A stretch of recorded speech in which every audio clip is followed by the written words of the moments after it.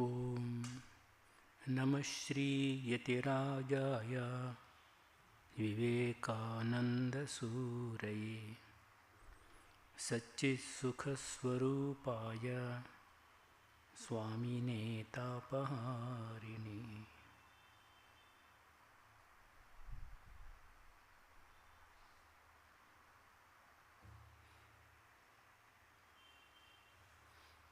Today's topic is, in Swami Vivekananda, everything is positive.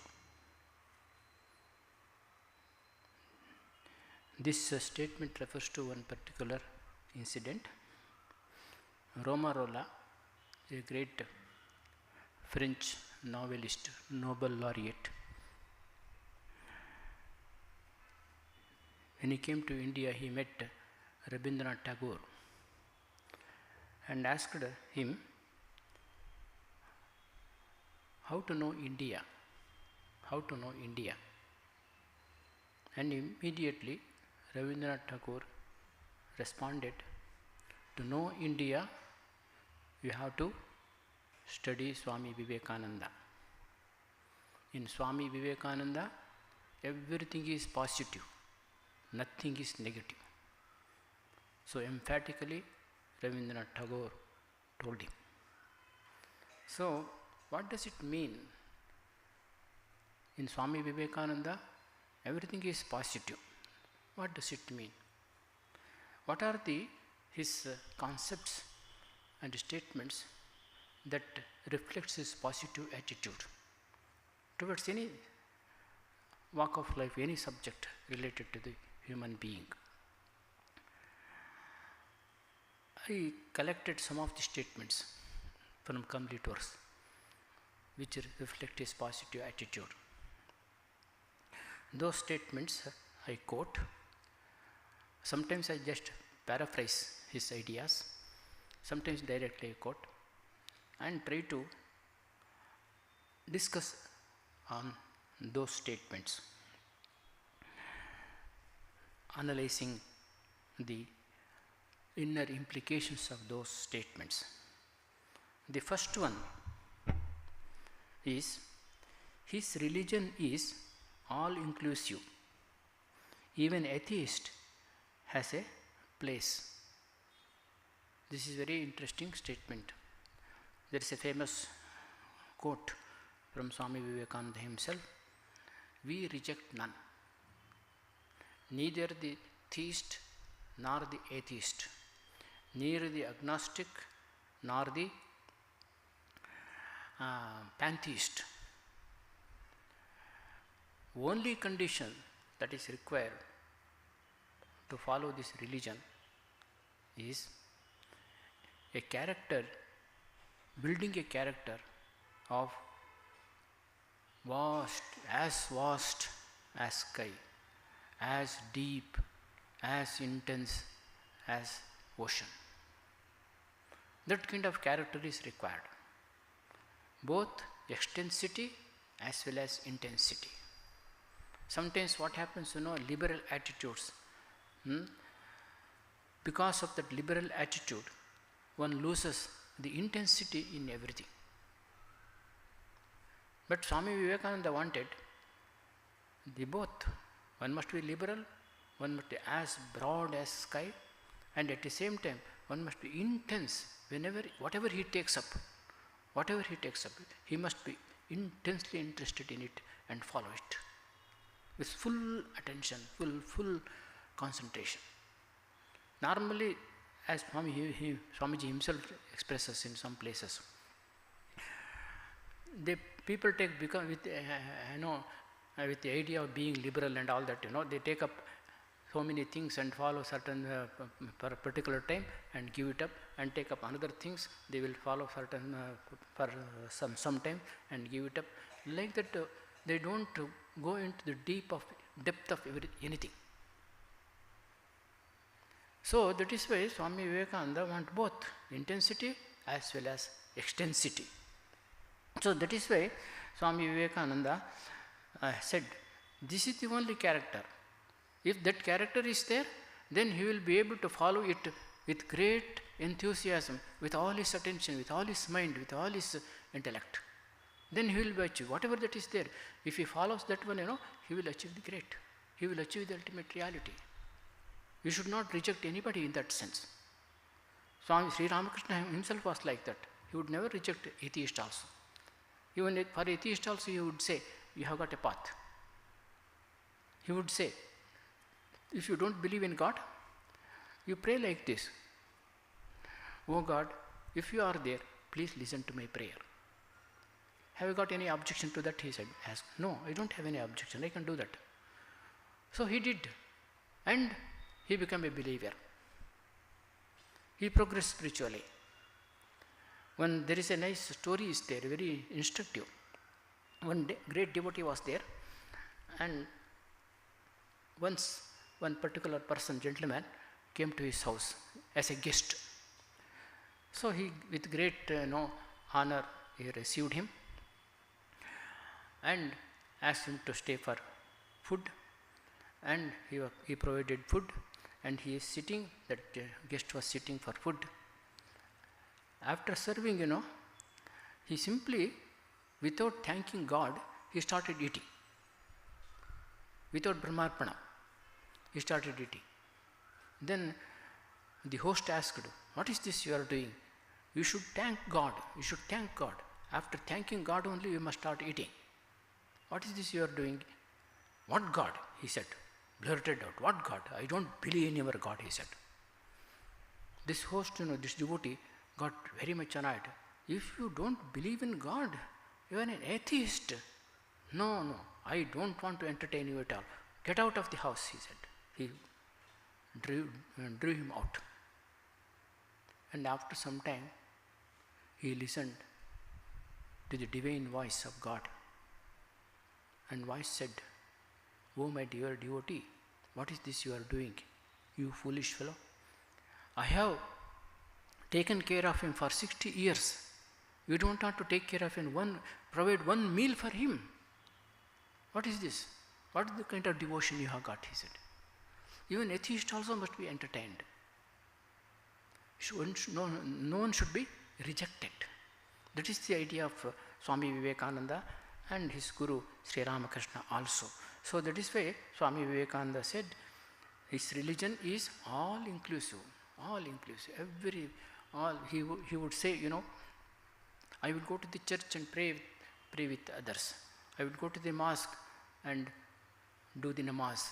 I would go to the Buddhist temple, vihara, and I will sit and meditate on Buddha.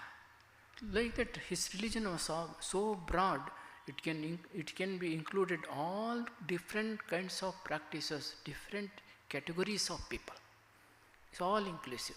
So this is one of the most positive idea of Swami Vivekananda. And the next one is,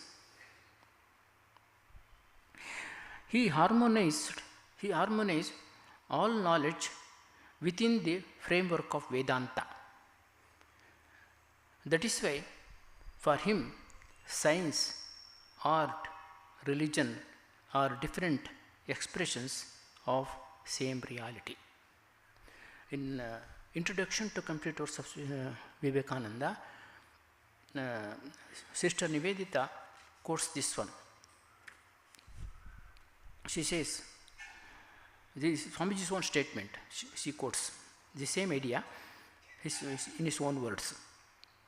Art, science and religion are but three different ways of expressing a single truth. This is what Swami Vivekananda said. The science, art and religion, these are different modes of knowledge, different dimensions of knowledge, and they refer to the different faculties of the mind. Science refers to the cognitive aspect of the mind. So different science means material sciences. It investigates the external world, external aspect of the reality, material aspect of the reality.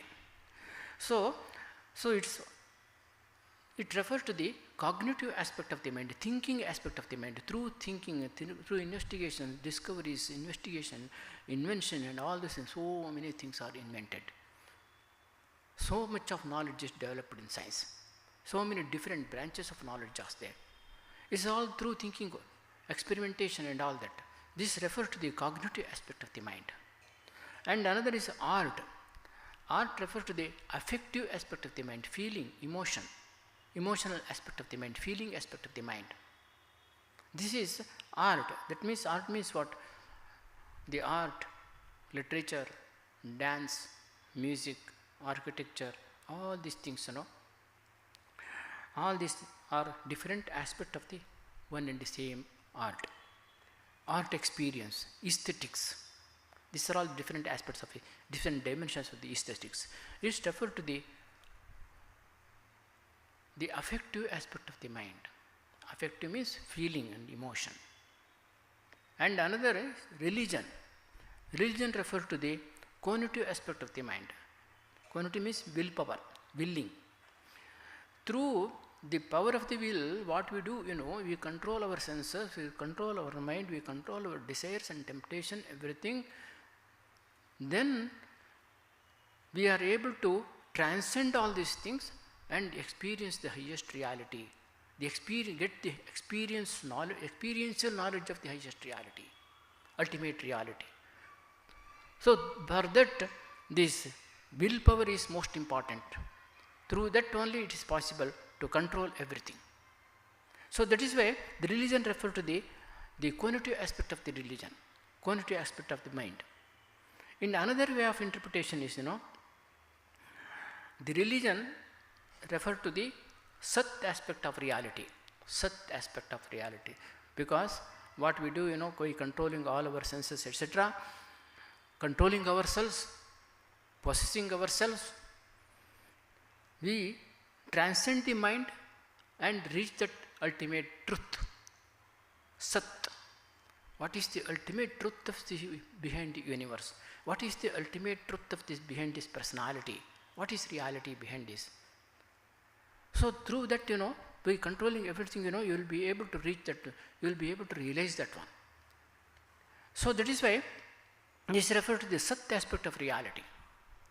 And it is, as we all know, the art experiences, etc., it refers to the Ananda aspect of the reality. Ananda. Through our art experiences, we get so much of joy by listening to the music, by seeing the different kinds of arts, dance, etc. All these things, the expresses, it stimulates the Ananda aspect of the mind. That's why you enjoy it so much. You enjoy it so much. It's refined enjoyment, refined Ananda.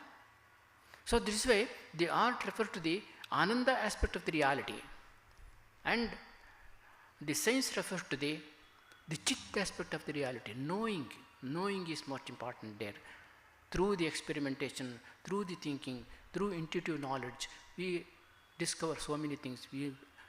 That is how our knowledge, knowledge of the different aspects of the science get expanded.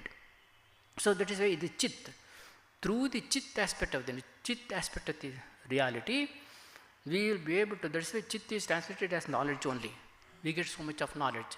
Pratibodha viditam matam amrutatvam hivindate. That's what Kenopanishad says. Pratibodha viditam. Pratibodha means every aspect of knowledge. Every aspect of knowledge, every knowledge reveals the light of the Atman. Without that light of the Atman, no knowledge is possible. Everything is a reflection of that knowledge, the light of the Atman. Otherwise, without that knowledge, it's not possible to know anything, because knowledge is nothing but chitta vritti, thought waves, chitta vritti. Knowledge is nothing but chitta vritti. You know that. Especially in Yoga Sutra, you will understand this. When chitta vritti races in the mind, the thought waves races in the mind, the light of the Atman is reflected through that, and because of that reflection, we come to know about anything. Whatever that we perceive or hear or whatever, that how that knowledge comes, how I recognize it. So because of the reflection of the light of the Atman. Through that I will come to know, oh, this is that. Otherwise this mind and senses, all these things are just an instrument. Through this instrument we get certain impulses, datas, and those datas are collected and synthesized, and chittavritti is created, and reflection of the Atman takes place, Chidabhasa takes place. Then you come to know this is stable, this is this is that, and all that. This knowledge arises because even the most pernicious knowledge also, despicable knowledge also, is through the reflection of the Atman. The knowledge, that's why knowledge is always pure, he says. The subject of the knowledge may be bad, but knowledge itself is pure. So that is why this everything is a reflection of the chit, chidabhasa. Every knowledge is a reflection of the truth, the chit, that was the reality. So that is why such chit ananda. So that means the religion, science, religion and art are the expression of the such chit ananda of the ultimate reality. So that is why Swami Vivekananda says, art, religion, science, these are all the different expression of the one and the same reality. This is one of the great idea Swami Vivekananda expresses. That means nothing can be rejected, nothing is to be rejected. Everything is expression of the self. Everything is an expression of the self. It's a wonderful positive attitude Swami Vivekananda expressed.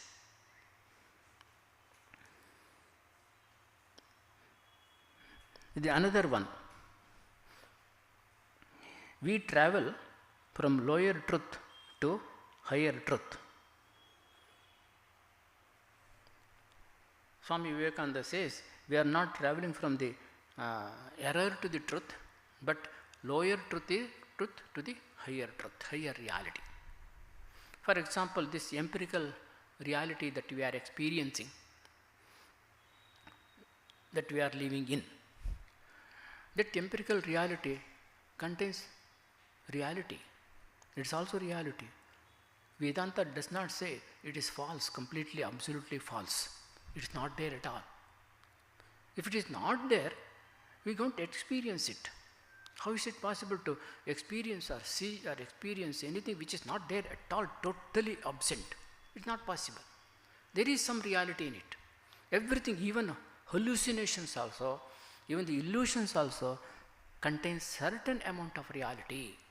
Because the act of perceiving itself is real. That cannot be denied.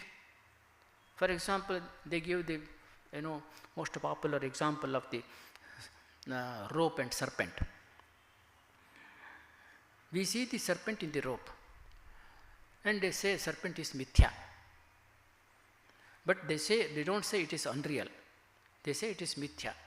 That means serpent is not unreal. It is there somewhere else. I have seen somewhere else it is there.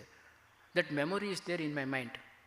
Because of that memory is projected on the rope. When I see the rope, that memory is projected on the rope and see the serpent there.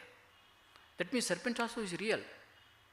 Without serpent, if serpent is not there at all, I have not seen serpent at all, then it's not possible for me to see the serpent in the rope. Not possible. I may see something else.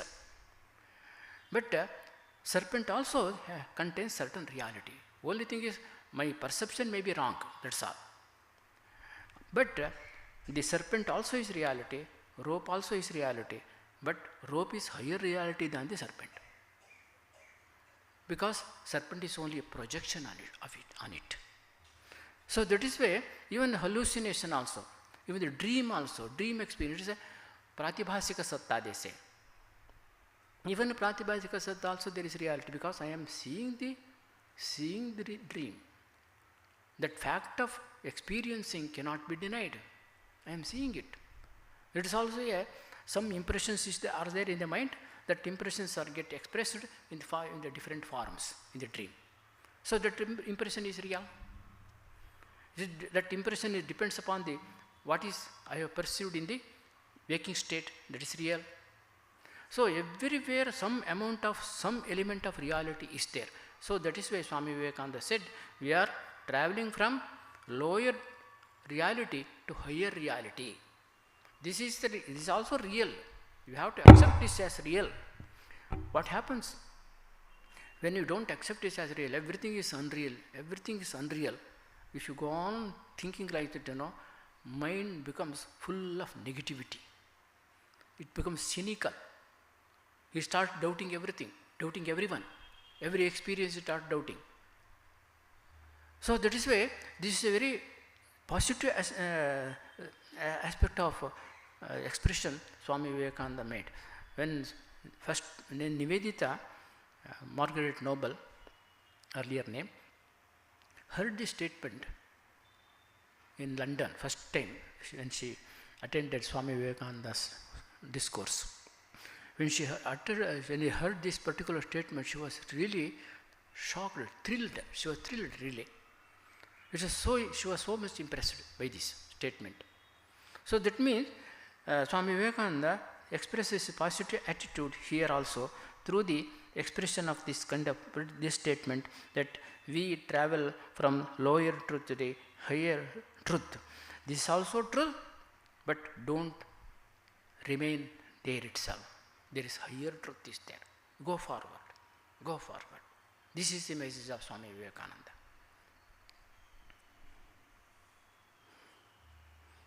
We shall go to the next statement. No distinction between the sacred and secular. This statement is taken from one of the quotations from the introduction to the complete works of Nivedita, complete works of Swami Vivekananda, written by Sister Nivedita. She says in that passage, all modes of work, all modes of struggles, all modes of creation, which are the paths of realization. No distinction henceforth between sacred and secular. To labor is to pray, to conquer is to renounce. Life is itself religion. This is the expression of Swami Vivekananda's thought by Sister Nivedita. This is Swami Vivekananda's thought. So that means here also is a positive attitude you can discern. So no distinction, because when you distinguish between this is something worldly, this is something spiritual, this is something worldly, and this is most of our time, in the day-to-day life, if you think of everything, most of the time is only worldly. When you sit for meditation, when you sit for japa and puja, etc., that is spiritual, and rest of it is worldly, secular. So that means there will be a fission.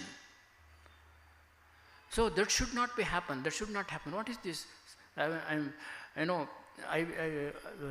It gives a negative attitude that everything that I am, most of the things I am remaining in the worldly life, doing the worldly life, and only in a daytime, for some time only, I devote. That also when we sit for meditation, also so many worldly things will come. So that means that what happens, this most of the things I am only thinking of worldly things only. Most of the time is spent in that way. So that kind of idea, negative idea will come to our mind. So that is why Swami Vivekananda says you have to learn how to spiritualize every aspect of our life. Spiritual, there is no distinction between the sacred and sacred and secular. Even the secular activities also must be converted into a spiritual activity. That is why Karma Yoga is there.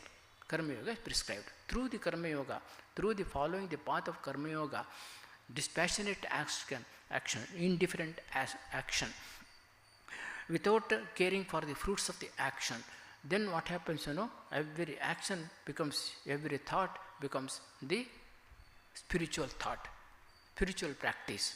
So we should not make any distinction between the sacred and secular. This is Swami Vivekananda's positive attitude towards life. Then only there will be a real transformation in life. Life is itself religion, Swami Vivekananda says. Life itself is religion. That means every aspect of his life is religion.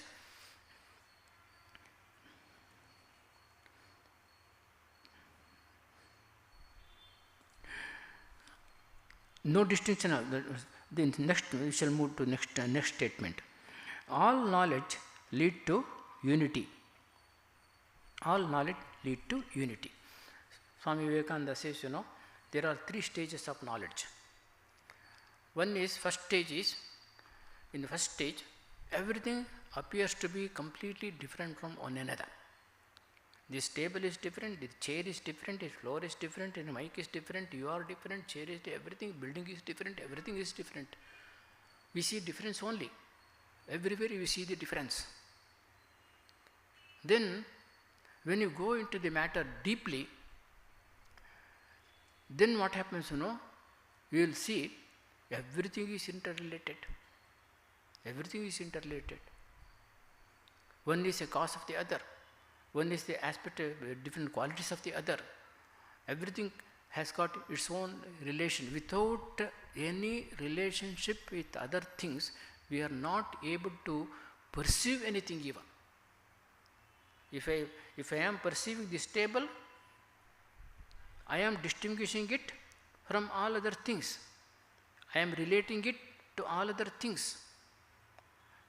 Through that only, I will be able to know many things of this world through the relationship with other things.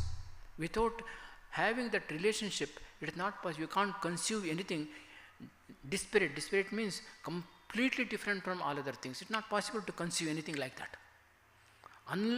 Unless you relate it to something else, it's not possible to conceive anything, think of anything. Everything is related. Everything is related, interdependent, interrelated, interconnected. This is they say, this is the web of life. This is web of life. It appears to be different, but it's all connected. It's all one. It appears to be different, that's all. It is the web of life, they say. We are all the small strands in this universal web of life. Small strands, we are all. This particular table, book, everything, they are all different small strands of that universal web of life. So that is why we are all completely related to each other. So that means this is relational knowledge. From the first stage is, everything is completely different from each other, completely nothing, no connection at all.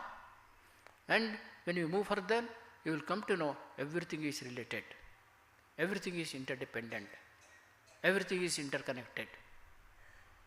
Then, when we move further, then you will come to know everything is one.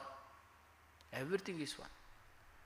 From one ultimate reality, everything has come out.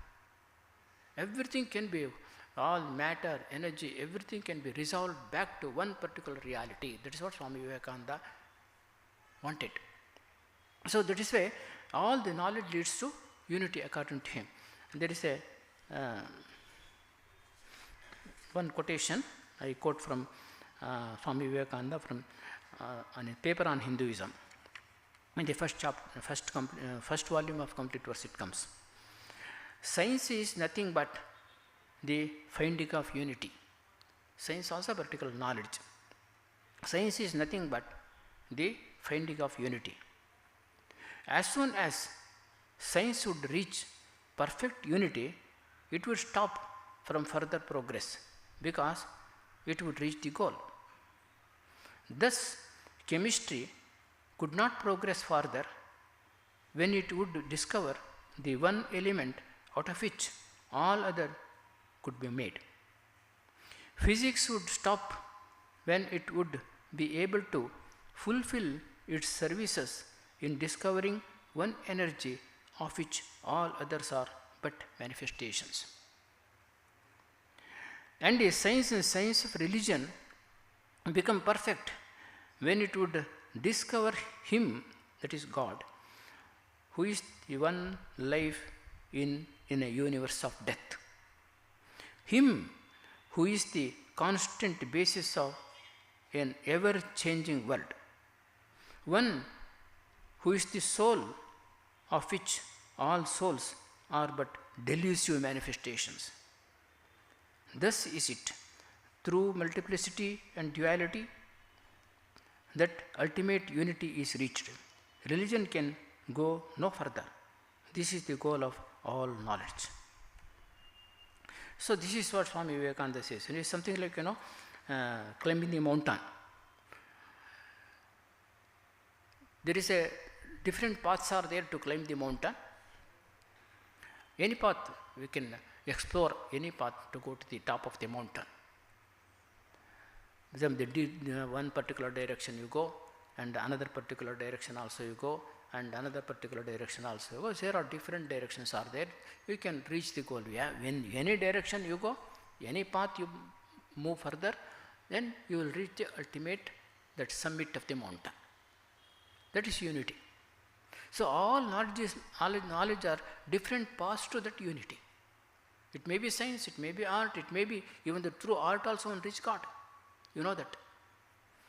So all the different knowledge, all the different kinds of science, everything, reaching towards that one particular unity. Religion also is like the different paths of religions are there. All are meant for reaching the one and the same goal, that is the summit of the mountain. In summit of the mountain, everything becomes one. No further. You can't go further when you reach that unity. So when what happens, at the base of the mountain, everything is different, far away from each other. Far away from each other. There is no connection at all. When you climb up and go closer to the summit, then what happens, we all come together. Nearer and nearer and nearer, we come together. Differences are gone. Distance is gone. And when we reach the summit, we all become one. Everything becomes one. This is the unity. All knowledge leads to unity. What a great idea. The only Swami Vivekananda could think of it. No other could. This is Swami Vivekananda is emphasizing. All knowledge leads to unity. We shall go to another statement. I am hurrying through. There are so many statements are there like this. Condemnation is not a way for reformation. At that time, there are so many reformatory movements were there. Reform movements were there. Their idea always condemn the old things, orthodox things, all old traditions. All old traditions are superstitious, nonsense, all retrograde ideas. So they were condemning and abusing everything, criticizing everything. Through the criticism, they want to change the society. Swami Vivekananda was not at all for it. Swami Vivekananda, condemnation is not the way. There is not reformation. I don't believe in reformation. I believe in growth, he says. I don't believe in reformation. I believe in growth. This is a wonderful thought. Wonderful thought. For example, you take the tree. You can't make the tree grow forcibly. You can't make it, it has to take its own time. It has to follow its own law of growth. And gradually you provide whatever that is necessary for it, that's all. The manure it, water it, everything you do. But it will follow its own law of growth and slowly grows. It's a slow process. Growth is always a slow process. You can't hurry through. You can't expect a tree to yield fruits in the very next day itself after planting. You can't expect. So that is why Swami Vivekananda said it is in society also is like that. What we have to do, we have to spread the ideas, noble thoughts, noble ideas. Swami Vivekananda did the same thing. And will gradually take roots. It will gradually transform the society in course of time. It is not one day's process. It's not 1 month's process. From years, it may take eons. But change is sure to come. It may not happen in your own lifetime. After you are passing away, after so many generations it may come. But one should not be disappointed because of that. Swami Vivekananda used to say, don't be in a hurry. Change is not so easy.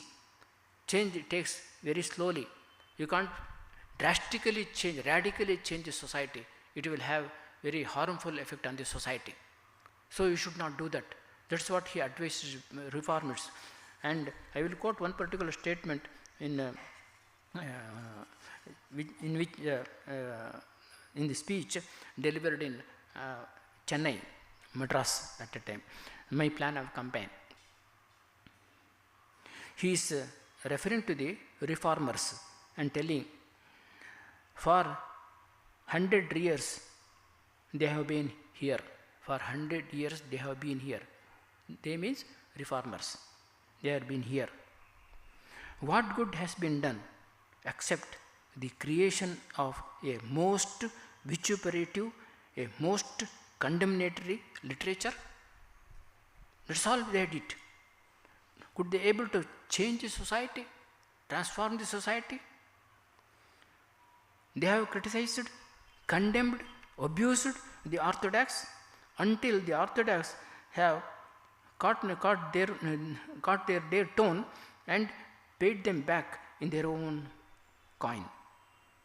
And the result is the creation of a literature in every vernacular which is the shame of the race, the shame of the whole country.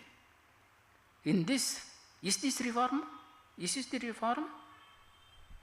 Is this leading to the nation to grow, the glory?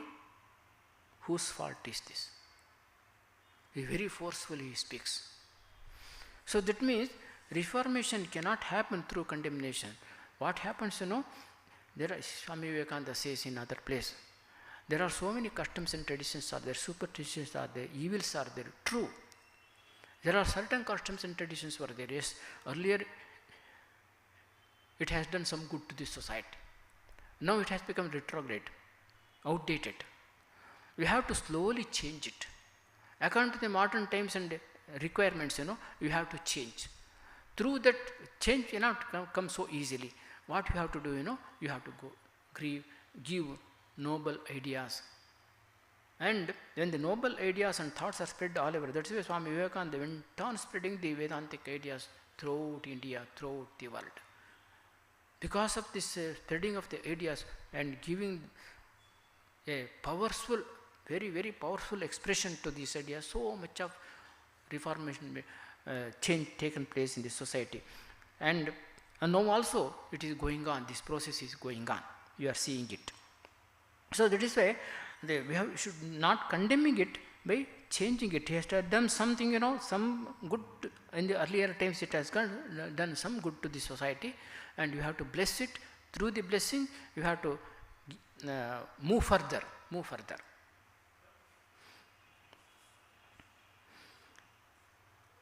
We shall go to the next one. There is no absolute distinction between good and evil. This is the pet ideas of Swami Vivekananda. In many places he has expressed it. World creation means the mixture of good and evil. World means mixture of good and evil. It's not, you can't get absolute good and absolute evil is impossible. In the evil also there is some kind of good is there. In the good also there is some kind of evil is there. So you can't completely separate it. It's not possible. It's all, whole world is a mixture of all these things. So that is why Swami Vivekananda says there is a hope for even the most wicked person also. Because there is some good in his. Divinity is there. Divinity is good. Divinity is there. So sometime or the other it will get expressed and he will progress in spiritually. He becomes good and great spiritual. So that is why no condemnation should be there. He says, everybody is moving towards that reality, ultimate reality. Everyone progressing towards that, moving towards that. The one who is good stumbles less. One who is wicked stumbles more. That is the difference between the good and the evil. One person who is a man of evils, he will stumble more. Person who is good, he stumbles less, that's all. Everybody is moving towards that reality. What a positive idea, you just imagine. He never said, talk about the eternal hell and all that. Never, never. Everybody has got, everybody's hope is there. For everyone there is hope is there to move towards that reality. And everybody is moving towards that reality. One may be behind us, many may be, ahead of us. But everybody is moving towards that. That is very important. This is for example, light and darkness is there. Is there any absolute darkness? Absolute darkness cannot be there. Even the most, for us what is pitch dark, in that pitch dark also there is light is there. The animals can see in that. So that is why absolute darkness is not there. See, similarly absolute light also is there. Some kind of absolute light means less light, that's all. So that is why the evil is less good, good is less evil.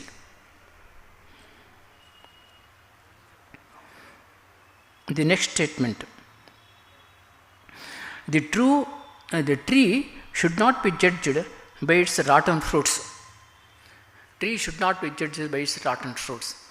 So that is why there is a very nice anecdote related to this in Yatishvara in this life. Once during his class, night class it seems, he asked one question. He said, there is one particular tree, mango tree or something like that, fruit, producing fruit. One tree is there. And only 2 or 3 fruits are good and the rest of it is all rotten. Cannot be eaten at all. So bad it is. In that case, what do you do with the tree? He asked. And everybody expressed, we will cut it and plant some other good tree there. They said. But Yatishvaranji said, no, that is not the way. If the tree has got the capacity to produce 1 or 2 good fruits, it has got really potentiality to produce good fruits, many fruits like that. So whatever, some kind of problem is there, some kind of disease is there, you have to find it out and treat it properly, then it will produce many fruits, good fruits. So that is how everybody has got the capacity to be good, to be evolved. So you have to help him in doing that. So tree should not be judged from its branch fruits, but from its, we don't do that actually, we don't do that. If a particular person is there, if he does certain mistakes etc., you should not judge he is absolutely bad. It is possible to make him corrected. It is possible to help him to get corrected. You have to do that. This is one of the another very important positive idea Swami Vivekananda expressed. Another great idea which is very familiar to you all. Each soul is potentially divine. We are not sinners. Amritasya putraha. This is a great declaration Swami Vivekananda made in the Parliament of Religion. He so forcefully expressed, sinners, we are all Amritasya putraha. Please allow me to call you all Amritasya putrasa. You are the immortal bliss. You are all immortal bliss. Please allow me to call them all, call them you, immortal beings. Amritasya putraha. Children of immortal bliss. Call you sinners? It's a great sin to call you sinners, he said. That itself is a great sin. This, this idea, they say, is completely transformed the Western concept of spirituality, it seems. Western concept of spirituality itself. This positive idea. Man is divine, potentially divine. The goal is to manifest the divinity. This, has transformed. Earlier, they used to think man is always sinner and sinner and sinner. Every man, every being has inherited that original sin committed by Adam and Eve. This is the idea very prevalent in the West at the time. So that's why Swami Vivekananda is considered to be the Guru to the world. The first Guru to the West. There is one documentary film is made by America. In America itself it is made. In that title of the film itself, documentary film itself, Swami Vivekananda, the first Guru to the world. So by giving these ideas, these positive ideas, the idea of divinity, etc., he has changed the concept of the man altogether. So that is why, after later on, when you find the books, nowadays you read so many books, international bestsellers are there. Positive thoughts, positive thinking, and all the power is within you. You are divine. So many things, this happiness hypothesis, happiness books, happiness business this. Now all these books are there, international bestsellers. You go through it, you will see every page reflects the ideas of Swami Vivekananda. Every page. So there is a whole world, thinking of the whole world, thought world is completely transformed. This is a turning point. This Swami Vivekananda speech in the Parliament of Religion is a turning point, they say. So that is how he has given this idea very powerfully and changed the thought of the world altogether. Now we shall go to the next one. He emphasized self-confidence. One should not hate oneself. This is related to the earlier one itself, They always used to say, the one who has got, one must have tremendous self-confidence, faith in oneself, faith in God. This again and again Swami Vivekananda emphasized. Faith in oneself. If one does not have the faith in himself, even if he have faith, so many gods and goddesses and all that, it is no use, he said to say. First, faith in oneself is most important. So that is why faith in oneself, every power is there, glory is there, the divinity is there, goodness is there, love and charity is there, everything is within us. Only when you have faith in ourselves, everything will get manifested. This is what Swami Vivekananda says. So that is why you must have that self-confidence. One should not hate oneself. Swami Vivekananda emphatically says, when a person starts hating oneself, that is a first step towards his degeneration, he says. One should not hate himself. There may be so many defects may be there, shortcomings may be there, but one should not hate. That is not a way to overcome the shortcomings. One must understand, yes, I have got shortcomings, I do mistakes, I have got some defects are there, yes, I accept it, but I should not remain there only. I will overcome it. So if a person feels guilty of himself, condemns himself, hates himself because of his own shortcomings, etc., he will not be able to, there is no hope of coming out of it at all. One must have that self-confidence. Yes, it is there, I am not fully perfect, but I will be able to overcome it. That kind of confidence must be there. This is what Swami Vivekananda emphasized, this confidence is very important. Self-confidence is very important.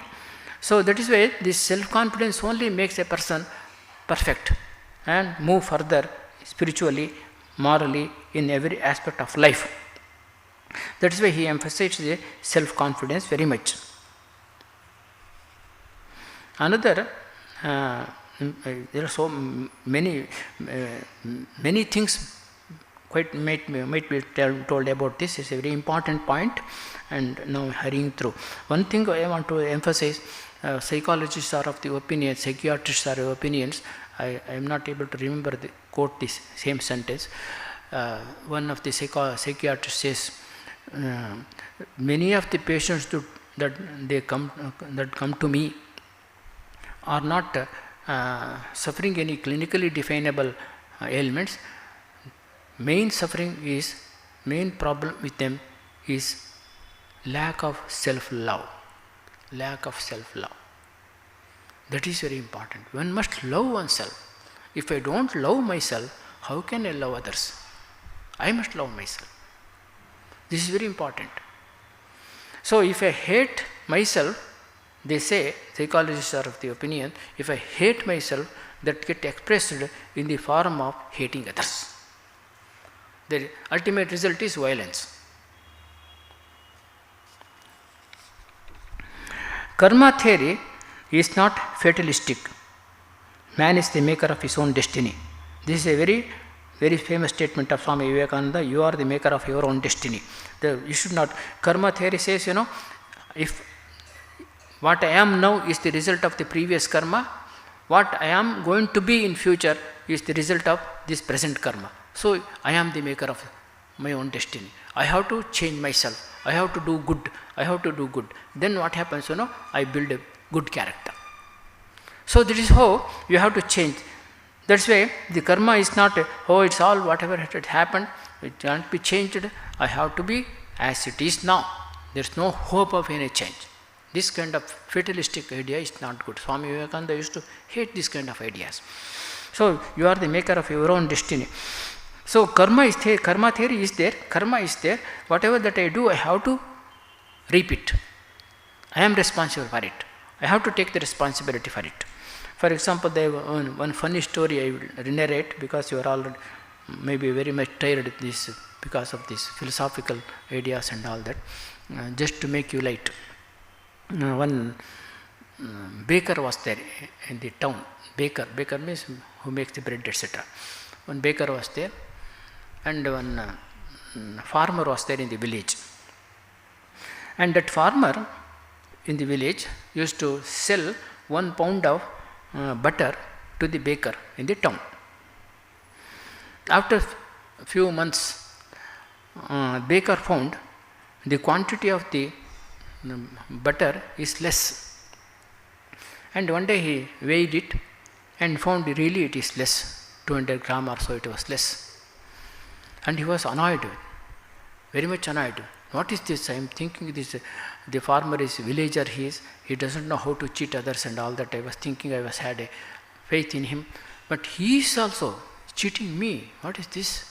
He went to the police and complained against him. Chief of the police came and called the farmer, and he said, why you are doing like this? You are cheating the baker here, giving the less butter. What is this you are doing? You will be punished.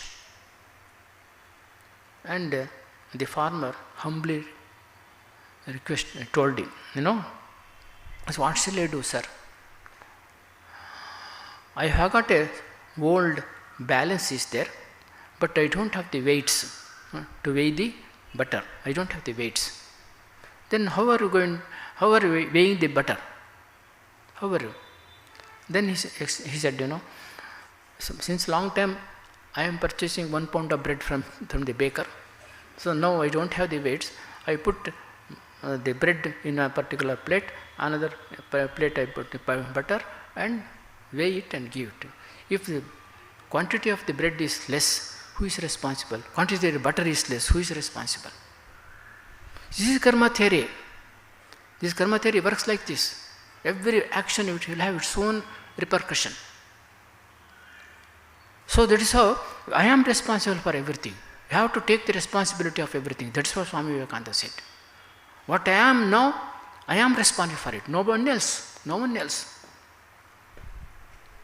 So that is why I have to take the entire responsibility. You are the maker of your own destiny. That is what Swami Vivekananda emphasized. This is a very hopeful attitude of Swami Vivekananda. And another very important positive thought Swami Vivekananda gave. Not competition, rather cooperation is the basis of evolution. Not competition, is cooperation. Through cooperation only evolution took place, not competition. They say, it is through competition only evolution has taken place. That is the old ideas of evolution. Nowadays evolutionists also are not agreeing with this. They have changed their idea. I will quote one particular statement from the Martin A. Novak. An article appeared in the Scientific American few years back. My work indicates that instead of opposing competition, cooperation has operated alongside it from the get-go to shape the evolution of life on earth from the first cell to Homo sapiens. First cell means first cell animal. From that is a very rudimentary form of form of life, and through that process of evolution, man has emerged. The first man emerged was the Homo sapien. The life is therefore not just a struggle for survival. Life is, this is a wonderful statement. The life is therefore not just a struggle for survival. It is also, one might say, a snuggle for survival. Snuggle for survival. Snuggle for survival means coming closer, hugging each other, coming closer. So that is snuggle. So snuggle for, that means coming closer and cooperating with each other, the life has happened. Life evolution took place. Everywhere we see this one. For example, other day, the Chandrayana 3 successfully launched. How it happened? Is it through the competition? Is it through the competition? Not at all. Hundreds of people coming together and cooperating each other and made it success, made it great success. So everywhere scientific evolution took place, knowledge evolved like this only. All the development of the science, all the technology, everything happened because of the cooperation. All this evolution took place because of the cooperation, not competition, not competition. That's why Swami Vivekananda is very emphatic about that. Swami Vivekananda gives one example. For example, the theatre is there, you know it. Earlier drama was taking place and it caught fire, and everybody's tendency is to rush towards the exit. Exit is always narrow, and many would not be able to come out of it because of the jamming, and many will die because of the stampede, and others also will die because of being caught in the fire. Many, but it is because of the competition.